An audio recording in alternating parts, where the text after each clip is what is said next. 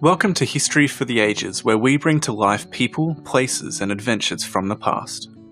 This video is the second in our series on source analysis. Previously, we learned about asking the right questions and understanding the type, age, and origin of sources. Today, we'll explore the meanings of context, purpose, and audience within sources. Let's start with context. Context is the background information that surrounds a source, influencing its purpose. A common trap that people fall into is trying to describe the content of a source rather than the context of the source.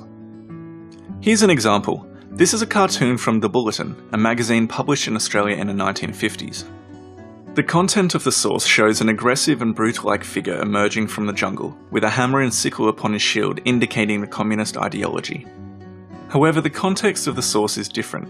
The context is that in Australia during the 1950s, the fear of communism was growing, due largely to the onset of the Cold War and the communist takeover of China in 1950.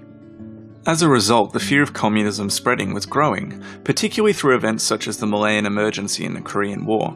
Returning now to our source, because we know the context, we'll hopefully have a far greater understanding of the purpose of the source, which is a great segue into the word purpose.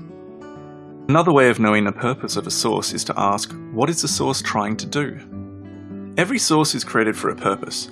This can range from trying to educate students about an event, to informing the public of new laws, entertaining people, persuading people to change their minds, or simply to do something. Using the same source, what do you think is the purpose? Often we can figure out the purpose of a source by knowing its context. Quite possibly, it's to highlight the growing menace and fear of the spread of communism that Australians were feeling. Often the purpose of a source is specific to the audience. The audience is whoever the source is made for. The audience of a newspaper article are the readers of that newspaper.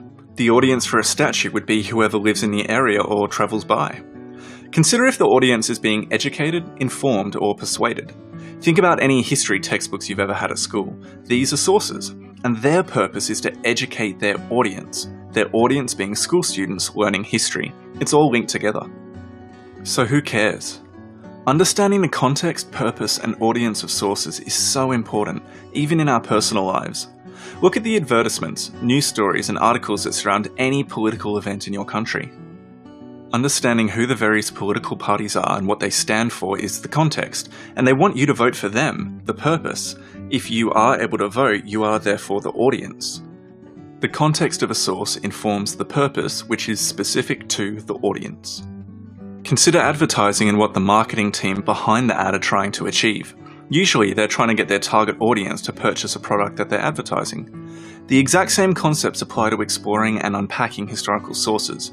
Understand the context to know the purpose for the target audience. In the next video, we'll discuss what usefulness and reliability are and why they're important within history. Thanks for watching.